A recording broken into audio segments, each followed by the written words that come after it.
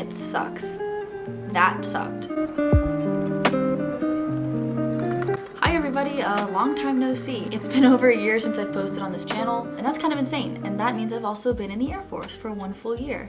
So I tried to film this video probably a little bit over a month ago, but I moved all the way across the country from California to Virginia. So when you move, things happen to break or get damaged. I filmed an entire video and I didn't do an audio test on it, and my microphone made the entire video sound like shit. So here I am refilming it, finally, now that I have time. You guys asked these questions probably 2 months ago now. So sorry for being so late with that. So yeah, if you asked a question about 2 months ago on my Instagram, here's the answer for that.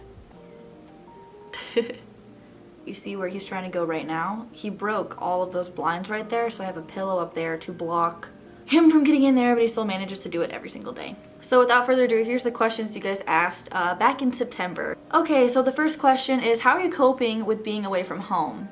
Well, it's a little difficult because I'm completely on the other side of the country. I've never lived anywhere but San Diego. The holidays are going to be interesting, but it's okay because I call my parents all the time. They text me all the time, so it's rough, but it's not the worst. Is it true a lot of people that wanted to get out in 2020/2021 got stuck in because of COVID?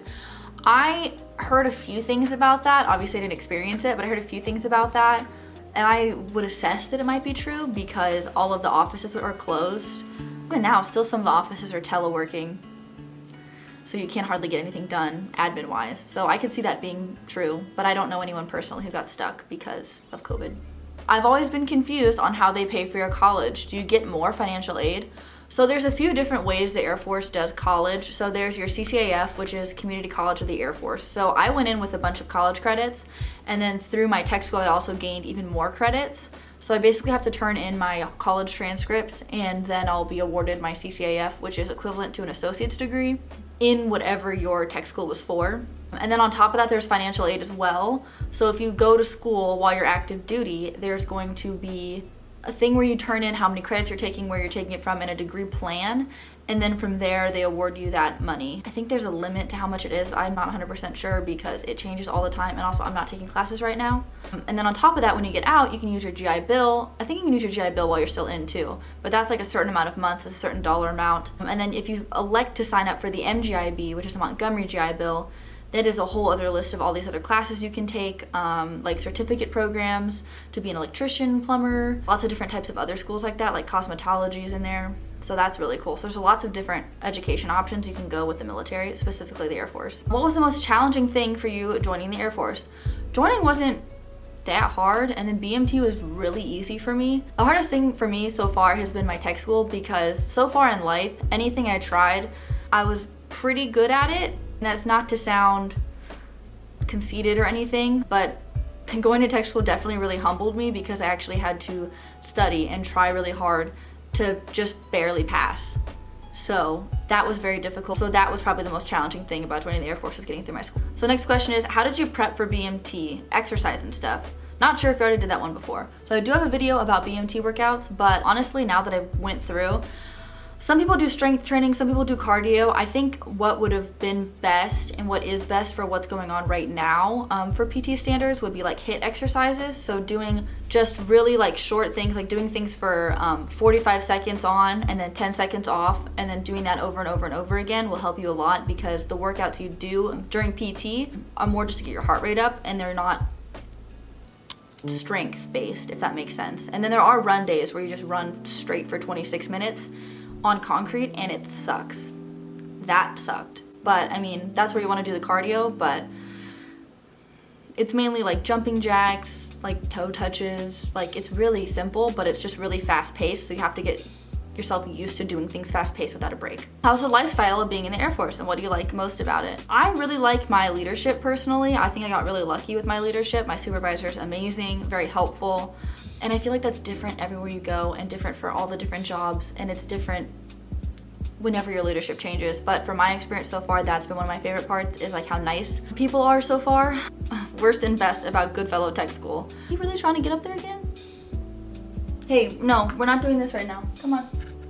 Come on, get down. I think the best was the people that I met. I made a lot of great friends, and some of them are even here with me still at my first duty location, which is awesome. So I have friends now in Korea and in Arizona and in Florida, so it's just awesome. And then the worst was, honestly, like, the instructors were very, very toxic. I think it was just a very stressful environment for them, and maybe just like a really stressful thing, and maybe their leadership was bad, and so it trickled down to how they treated the students.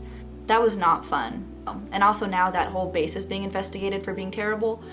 Good luck to the people who are still there, and I hope they make it out as well, because it was ridiculous. Next question is struggles of being in the Air Force. I would probably say the finance department. Some people in the finance department are very, very, very helpful and will just be like, oh my God, this is such an easy solution. Let me just knock this out for you right now. And then some people will be like, oh no, well, we can't do this because you don't have this form. And they just like don't understand what the issue is, and it's just like it's a big disconnect. The base I'm at right now is actually pretty decent, way better than Goodfellow, so, but yeah, that's probably been my biggest struggle is the finance department. Someone asked, what's the funniest story about Goodfellow? Probably the funniest story about Goodfellow was, so I lived in on-base housing, and I had a couple friends over, and I had a party, and it was fine, very chill, very relaxed, but someone got ill, and I had an upstairs bathroom and a downstairs bathroom. Both were occupado at the time, apparently. I would assume they're both occupied. And I had 2 bedrooms upstairs, and so one bedroom was right next to the upstairs bathroom, and I'm assuming it was busy at the time because when everyone had left, and me and my very close friends were just like picking up after the night, you know, throwing away the cups, light cleaning so it's not a disaster in the next morning when you wake up. I went to go give my cats fresh water like I do every night before I go to bed. And there was vomit in my cat's water dish. It was ridiculous, but looking back on it, it was very funny. And also kind of impressive because like my cat's water dish is not that big. Like, how do you only throw up enough to like just barely fill up a cat water dish? Anyways. Next question is, why is Navy better than the Air Force? Well, it's not. If you watch my dad's video, I interviewed my dad right before I left for BMT, and he will even tell you that he was in Antarctica. The E4s in the Air Force would have like their own dorm and not have to share it with anyone else, and then he'd be like an E5 or E6 in the Navy, and he would be sharing a dorm with like 3 other people. So therefore, it is not better. And then top 10 jobs to pick. Well, it kind of depends on like what you want to do. Like if you want to just sit at a desk and like have an office job but still be in the military, I think like finance, admin, things like that would be really great. Then there's like the public affairs officers. That would be like broadcast journalism, photojournalism. That was my 2 top job picks, and I did not get it. If you want to work out like on the flight line and work on aircraft or vehicles, you can look into jobs that are specific to those. Like I have a friend who's like ground system operations or something like that, and I don't know what they do, but they move things from point A to point B. And I know a girl who's air armament systems, and she puts missiles on airplanes. And I know another guy who he like paints the aircraft. And I know another person who fuels the aircraft. So there's literally jobs for every specific little thing that happens on the flight line. Just general maintenance, maintainers. So it all depends on what you want to do with your career. And then someone asked, how's your specific job going so far at your command? It's pretty good. I work ridiculous hours. And the last question for today, someone asked, tell people why they should join the service.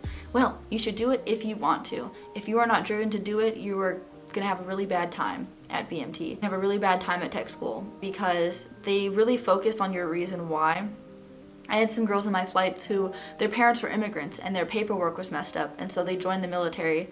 And I don't know how this works, but they somehow it fixes their parents' paperwork and their citizenship. I'm not an expert on how that works, so not 100% sure, but that was their reason why. It was like actually for their family. Some people in my flight were mothers, and they did it for their kids to, one, have a job for them with like a stable career benefits and college and all of these things, but then also to set a really good example. Some people do it just because the college benefits. That's the one I've heard the most. It's like, why did you join the Air Force? And people are like, well, for college. I wanted free college. Everyone has their own reasons, and if you don't have a reason why, I wouldn't look into joining yet. Try to figure that out first and then go for it, because if you don't have a reason why, it's gonna be miserable. Whenever you get down or get sad or something gets challenging, you're just gonna want to give up if you don't have that reason why.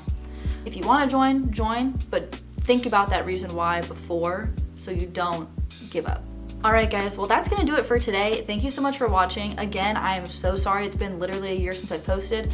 If you have any other questions or inquiries, please leave them down below in the comments. You can follow me on Instagram, that's gonna be linked below as well. I'm here to help if you guys wanna join or even need to talk about anything about the military. I want to get back into filming because I really do enjoy it. I really do love corresponding and talking with you guys. Also, thank you for 1,000 subscribers. I literally haven't posted in a year and I still somehow hit 1,000 subscribers. So thank you guys for that. But anyways, I will see you guys next time.